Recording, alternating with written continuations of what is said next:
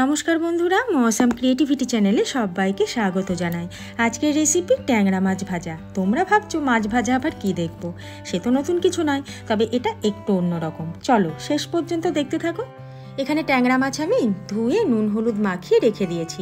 আর এখানে একটি বড় মাপের পেঁয়াজ কুচিয়ে নিয়েছি, একটি বড় টমেটো স্লাইস করে কেটে নিয়েছি, আর একটি বাটির মধ্যে 1 চামচ পরিমাণে লঙ্কার গুঁড়ো, 1/2 চামচ জিরে গুঁড়ো, 1/2 চামচ হলুদ গুঁড়ো, 1/2 চামচ ধনে গুঁড়ো নিয়ে নিয়েছি।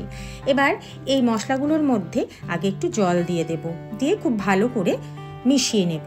তাহলে মশলাটা কিন্তু পুড়ে উঠবে না তেলে দেওয়ার পর। আর তাছাড়া এইভাবে ভিজিয়ে রাখবে কিছুক্ষণ, 2 থেকে 3 মিনিট, তাহলে মশলাটা খুব সুন্দর একদম বাটা মশলার মতন হয়ে যাবে। এবার কড়াইয়ে দিয়ে দিয়েছি পরিমাণ মতন তেল, আর গ্যাসের ফ্লেমটা কিন্তু জ্বালিয়ে নিয়েছি। দিয়ে দেব একটি শুকনো লঙ্কা মাঝখান থেকে ভেঙে, দেব মৌরি। এখানে আমি 1/2 চামচ পরিমাণে মৌরির ব্যবহার করেছি। এবার মৌরি একটু ভাজা হলে এখানে যে পেঁয়াজটা কুচিয়ে রেখেছিলাম সেই পেঁয়াজটা আগে দিয়ে দেব। আর এখানে আমি কিন্তু সর্ষের তেলের ব্যবহার করেছি, শুরুতে বলতে ভুলে গেছিলাম। এবার পেঁয়াজটা দিয়ে লো ফ্লেমে পেঁয়াজটাকে এইভাবে নাড়াচাড়া করে নিতে হবে। পেঁয়াজ যেন একদম না পুড়ে ওঠে, একটু বাদামি হলেই কিন্তু বাকি মশলাগুলো দিয়ে দেব। দেখো পেঁয়াজটা কিন্তু অনেকটা প্রায় ভাজা হয়ে এসেছে, আর দেখো হালকা বাদামি রঙও কিন্তু ধরে গেছে।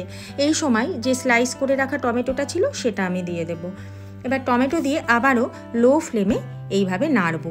আর ফ্লেমটা এখানে কমানো বাড়ানো করিয়েই কিন্তু রান্নাটা করে নিতে হবে। এখানে আমি দিয়ে দেব পরিমাণ মতন লবণ। লবণটা যে যার রান্নার অভিজ্ঞতা অনুযায়ী ব্যবহার করবে। এবার দেখো লবণটা দেওয়ার পর কিন্তু টমেটো থেকে আর পেঁয়াজ থেকে জল ছাড়ছে, এতেই কিন্তু টমেটোটা বেশ সুন্দর সেদ্ধ হয়ে যাবে। আর একটু এরকম খুন্তি দিয়ে এইভাবে একটু ঘুঁটে দেবে, তাহলে আরও বেশ সুন্দর মিশে যাবে। এবার দিয়ে দেব 1/2 চামচ রসুন বাটা। এখানে কিন্তু আমি আদার ব্যবহার করব না। রসুন বাটাটা দিয়ে এবার একটু নাড়াচাড়া করে যে মশলাগুলো আমি জল দিয়ে ভিজিয়ে রেখেছিলাম সেগুলো দিয়ে দেবো, আর বাটি ধোয়া জলও একটু দিয়ে দেবো।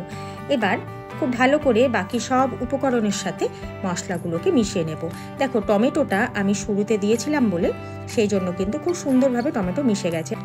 মশলা একটুখানি কষিয়ে নেব, দেখো হালকা তেল ছেড়ে দিয়েছে। এইবারে মাছগুলো, কাঁচা মাছগুলো দিয়ে দেব।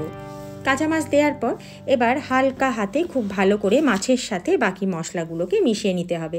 আর এই সময় মাছগুলো কিন্তু এই মশলার মধ্যেই ভাজা ভাজা করতে হবে। আমি ওই যে শুরুতে বললাম যে মাছ ভাজা হবে, এরকম এই মশলার মধ্যেই মাছটাকে ভাজতে হবে।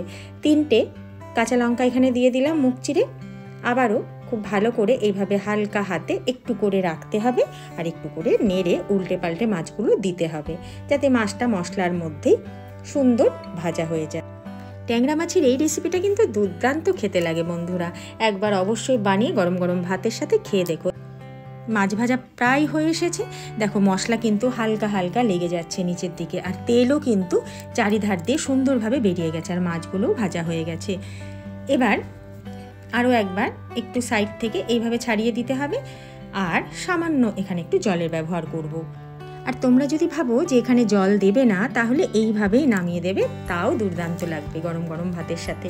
আমি একটুখানি এখানে জল দিলাম, একটু হাই ফ্লেমে ফুটিয়ে নিয়ে একটু মাখা মাখা হয়ে গেলেই নামিয়ে নেব। আর বন্ধুরা একটা কথা বলে রাখি, আমার ভিডিও যদি ভালো লাগে তাহলে অবশ্যই একটি লাইক করে পাশে থাকা বেল আইকনটি ক্লিক করে দেবে, তাহলে যখনই আমি কোনো ভিডিও আপলোড করব তোমাদের কাছে নোটিফিকেশান পৌঁছে যাবে। ট্যাংরা মাছ রান্না হয়ে গেছে, এবার নামানোর আগে 2টো কাঁচা লঙ্কা দিয়ে নামিয়ে দেবো, আর গরম গরম ভাতের সাথে পরিবেশন করব। অবশ্যই একবার বাড়িতে বানিয়েও কিন্তু। খুব ভালো থেকো, সুস্থ থেকো, দেখা হচ্ছে আগামী পর্বে।